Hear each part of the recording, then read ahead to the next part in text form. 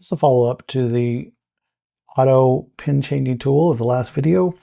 I'm in OpenSCAD. If you ever downloaded it, if you just type in Google, go to Google, OpenSCAD, it comes in Windows, Mac, Linux. You can download it for free. It's open source, been around for years, and you can install it on your computer. Once it's installed on your computer, go ahead and run it. And below this video, in the description section, you should find the program that is what you're going to use to generate your STL file that can be 3D printed to make the holder for the Expo marker shown in the last video. And even better yet, you can adjust it to any size pin that you want using customizable sliders. It's super neat little program. And so go ahead and left click, drag, select, right click, copy, come into this OpenSCAD window with the text you got below this video, and you should have an editor window, you should have a display window, you should have a customizer, and there might be other windows open. If there are, go to the Windows bar and you can unclick the hide console and error log. You don't really need those for this purposes. And then right click and paste, and it'll paste in all the code that I have written for this particular program. Now, nothing appears in the display window. In order to get that to display, you're going to need to either hit F5 on your keyboard or come over here and click on this button. And when you do, you will see the model exactly as I set it up for the last video. Now, before you could actually save this, you need to do a few things. Before I tell you that, though, I will just say this. Use everything in this video at your own risk. Plastics are always a choking hazard for kids and pets, so keep it away from them. Eventually PLA, which is what I print this in, can snap, and so have eye protection, and anybody you share it with, do that. The heart of this program is open source. Please don't post the code for this on any sites like Thingiverse, because they restrict the rights and start restraining what we can share as open source in the future. But you need to do your own due diligence on safety. I make no warranties on the software, but it seemed to work for me, and I think you'll find it'll work for you, and all the code's transparent, which is nice. With that being said, if you wanted to just save it and print it and just see it snap into an Expo marker, what you can do is come over here to this button or hit the F6, and when you do, it will render a model for you, and you can go over to File and Export and Export XTL. Now you might see that I'm causing this thing to wander around. I'm holding my left mouse button, and you can rotate many directions with that left mouse button held down. If you hold down your right mouse button, you can pan forward, backward. And if you use the central scroll wheel, you can zoom in and out. And so we have something like that. If you want to get back to the original model that we had, what you can do is, once again, hit the F5, and it will bring you back to the preview window, which is what you want to do when you actually are using this modeler. I'm going to go ahead and go over to the customizer window, click on the parameters, and these are all the parameters that you can adjust with sliders. The way this program is set up is when you adjust a slider, it will auto adjust, or it should auto adjust everything in this window. If it somehow doesn't sometime, then you can go over here and hit F5, and then it will preview the model. But let me just demonstrate. For example, let's say you wanted to change this base plate width. You can come over here and you can slide it, and it will expand out, or you can expand it in. If you want to change the base plate height, you can go up, you can go down. You note that it also will adjust the clip as well. The plate thickness, if you want more than the 6 millimeters, that's the default, then you can raise it and you can lower it. And when you do raise it, the way I set up this program, those holes will still go through the model, which is what you want for your mount holes. So it's already set up for that. The clip inner diameter right now for an Expo marker is 16.70. You can change this to whatever diameter of pin that you're using. For example, a Crayola marker, if I type in 14.30, hit enter, it will render it. And sometimes when I type it in manually, I actually have to come over here and hit it, but it looks like it did it.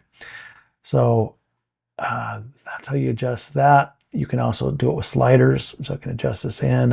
Oops, it's a little bit slow. I can adjust it out.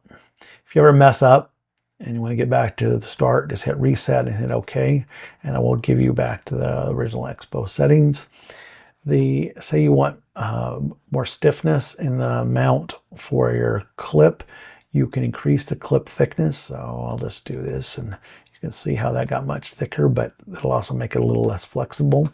So that can do it. If you want to make it, thinner, you could do something like that.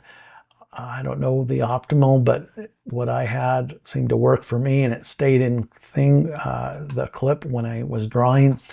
Mount screw diameters, I used pocket screws, and 4mm was the perfect hole size for that. But if you want to use something bigger like 1/4-inch bolts, you could change this to 6.35 and hit enter, and there you go. If you want to change the gap between them, I'm going to go ahead and just reset this. But if you want to change the gap between these, distance from here to here, you can go ahead and reduce it.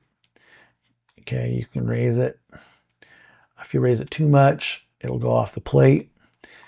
If I scoot it in like so, you can adjust it wherever you want, and you may already have mounts on your Z-axis plate at positions. You can go up, down as well. So I go up. If you go off the plate and were to actually render this, you'll note that there's no holes there at all now because it was off the plate. Now, nothing appears if I were to adjust these sliders until I go back and hit the F5. So make sure you do that whenever you do a render. And I'm going to reduce this down and get it in the plate just to show you that it does indeed work. I'll go ahead and render it again, and you can see that, lo and behold, it did cut the holes at those new positions. So I'm going to hit F5 to get back in the preview mode. Then we can adjust the cutout. Let's say we were doing a big pin, and the inner clip diameter for a big pin, I think, was 8.10 millimeters. And I'll hit enter. And when I look at this, that's a pretty narrow opening. And with a big pin trying to force its way through there, it's probably going to snap this and send a shard of plastic towards somebody, or just break your 3D print that you spent 30 or 45 minutes printing. So it'd be nice to be able to adjust this opening. I provided a means to do that with the adjust clip in and out. And I was already playing around with the big pin, and I found that if I adjust this to 5, that was about right to put a regular big pin. Now, I don't know about an auto tool changer, whether you would need to tweak this more in and out, change the thing. You would have to play around. I haven't played around with that yet.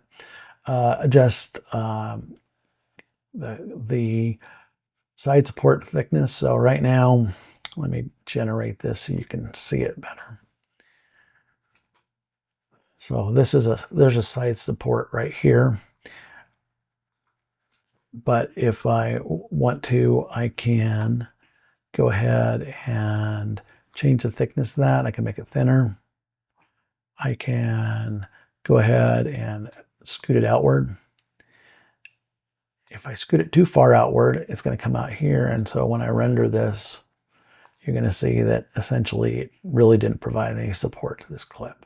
I don't know if that was needed, but I put it in the model because I was nervous that it needed more stiffness, and that may have been completely unnecessary. If you do want to get rid of it entirely, you can always just go down to 0, and then when you render it, of course, it's no more. So you can play around with that and see whether or not that's sufficient to hold this thing together. I don't know about the longevity.